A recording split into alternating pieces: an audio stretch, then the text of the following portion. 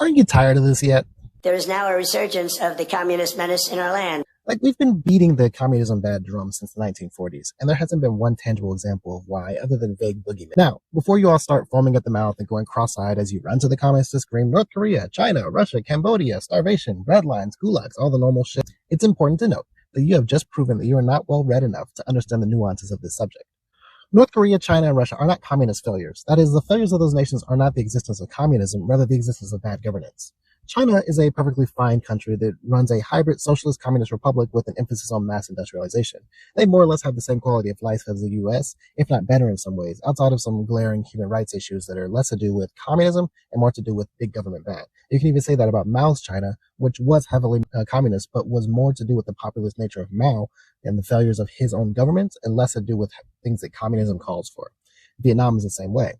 Russia is very similar to China, although hamstrung by their lack of diverse resources for the tech-heavy world today in comparison to China, so they don't have that same kind of glow-up in their ability to just get money into the country and make themselves look cool. The Soviet system collapsed, not because of communism, but because of rampant corruption and the dictatorial populist nature of Stalin's insane government. These are not tenets of communism. They are the effects of bad government from a man who was not prepared to lead a country of its size. North Korea is a pariah state shut off from the world by themselves in US sanctions, much like Cuba, so there's no way to know if communism is keeping them down. But the isolation sure doesn't help. And then you might say, well, what about the starving people, the killing fields, the secret police, the gulags? Well, what about it? But also, those aren't features of communism. They're features of bad government. But the key is in recognizing that all of these systems are bad. And also all of these systems are good. They are tools. There's no way to universally judge a tool. It's all about who wields them and how well they wield them for the situations that they have in front of them.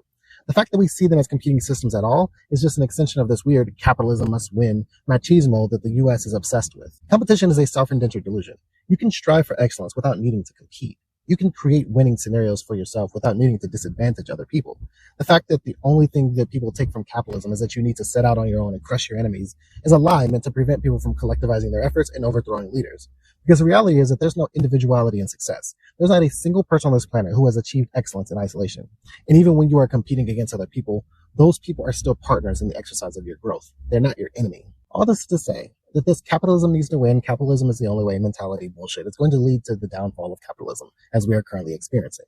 There's no one system to rule all systems. Every successful country is some combination of socialist, communist, and capitalistic tendencies measured in such a way that a particular country's needs can be met. You're simply a blind fool if you say communism or socialism can't work. But you'd also be a fool to say that capitalism doesn't work because elements of it are necessary in every system. The key is to stop thinking of all these tools as enemies and more as disparate parts.